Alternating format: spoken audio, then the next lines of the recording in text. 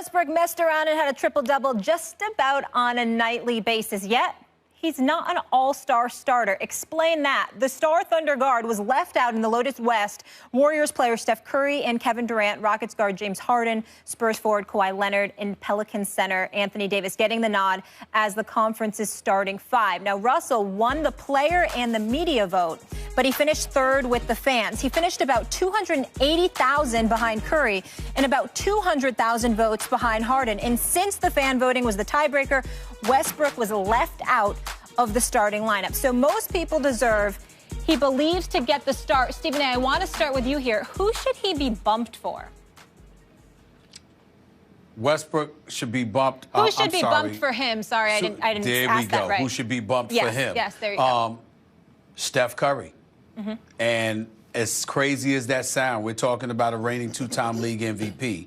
We're talking about the babyface assassin. We're talking about the greatest shooter I've ever seen. We're talking about a guy who deserves all the laudables that you throw in his direction. I love me some Steph Curry. He's a special, special brother in every sense of the word. But I look at the team that he has, the support that he has, and the absence of the load that he has to carry.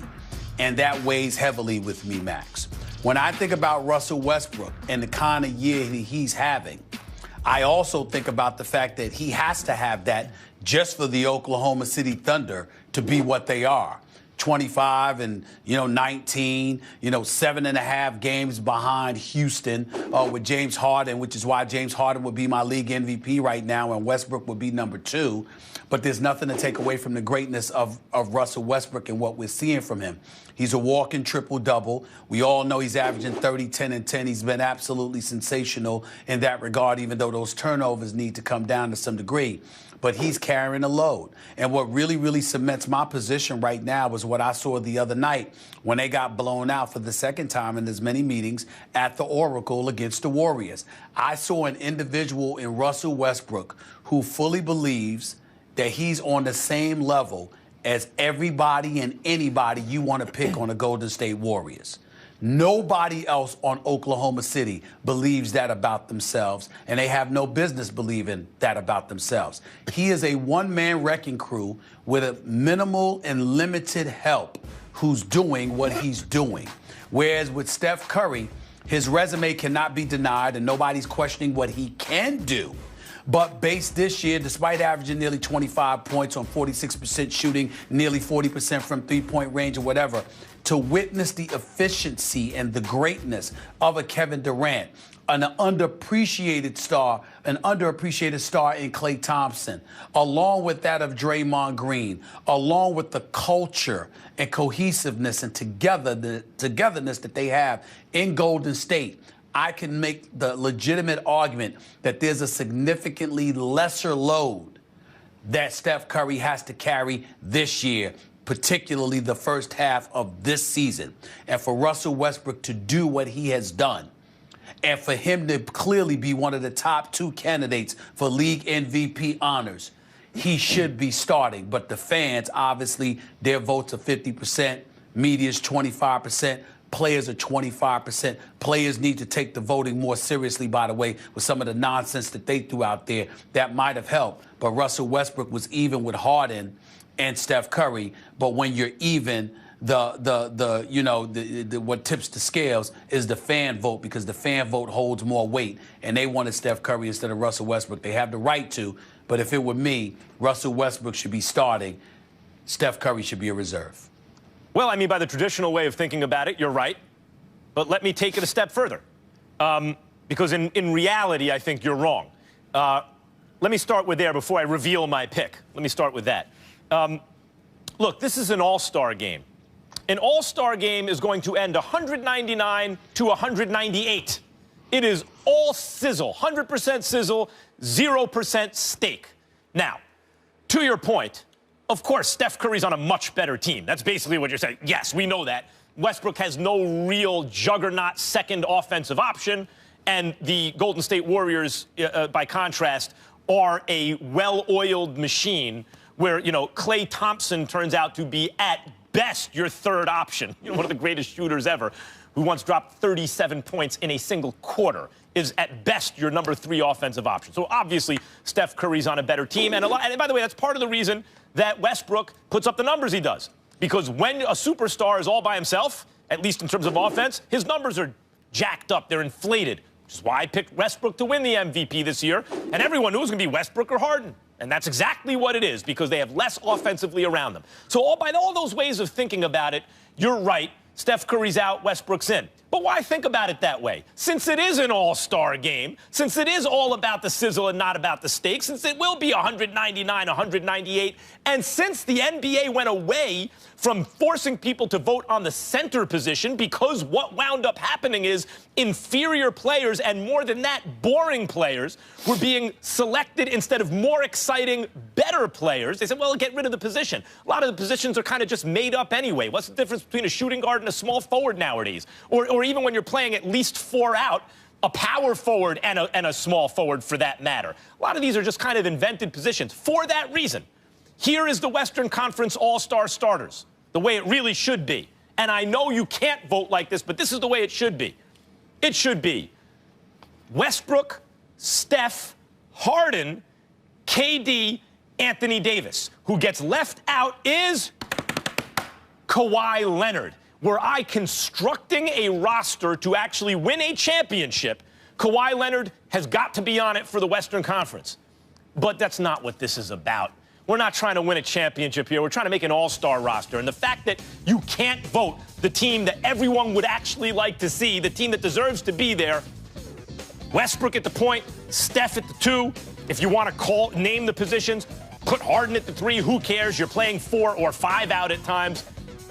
With KD at the 4 and Anthony Davis at 5, that's obviously your Western starters. Why it has to be so convoluted doesn't make sense. So the answer is Kawhi Leonard out, Westbrook in.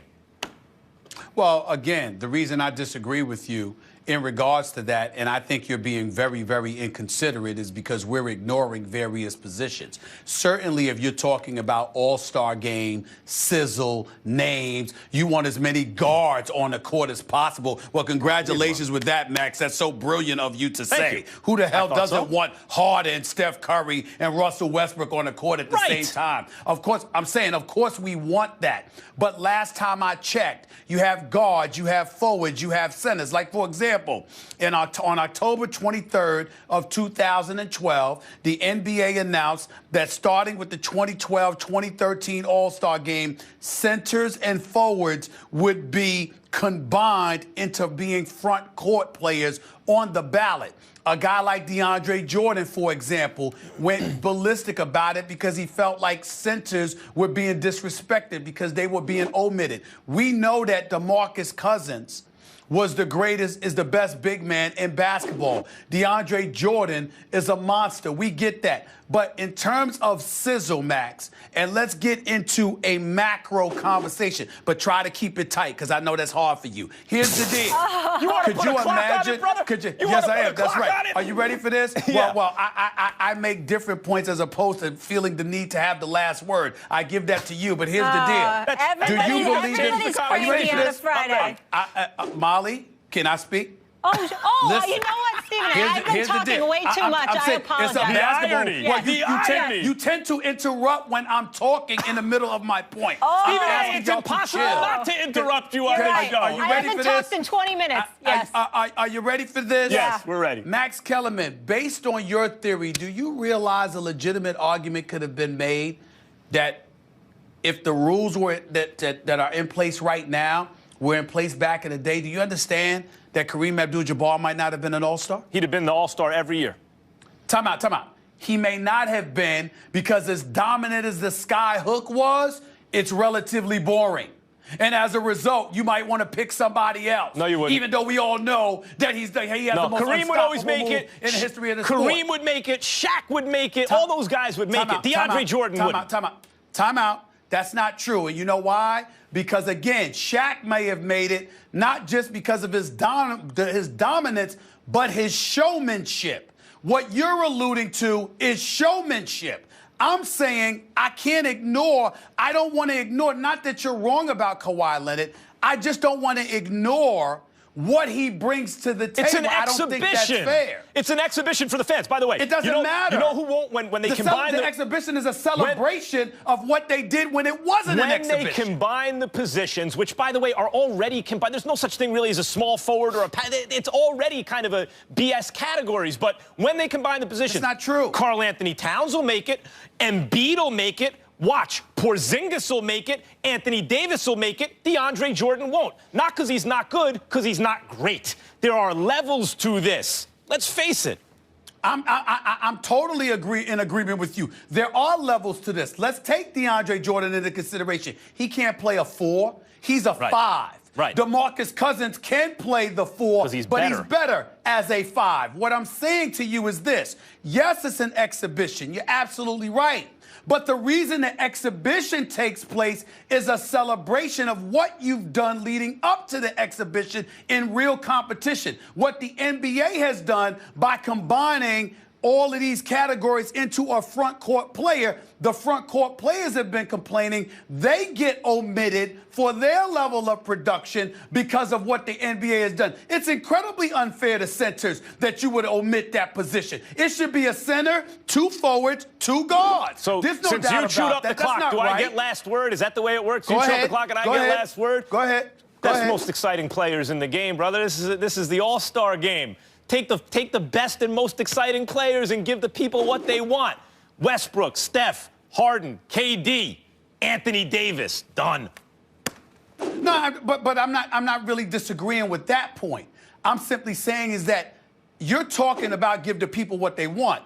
I'm saying fine, just recognize it's unfair. Okay, recognize that it's not fair to those guys. Let me say right here, for the record, if it will satisfy you, it's unfair.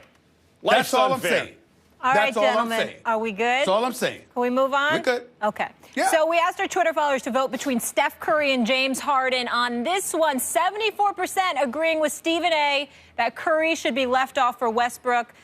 Max, you're changing the game with your rules. They couldn't vote on Kawhi. No, they couldn't. Yeah. I'm talking about a more perfect world. Yes, yes. Coming up, the theme of the day. Will Kane is going to join us to talk about which playoff quarterback he has the faith in. You know, this is going to get heated. Plus, stay tuned for when Big Boy joins us. You know, he's going to have a lot to say about his squad from the ATL. We'll break that down in a few.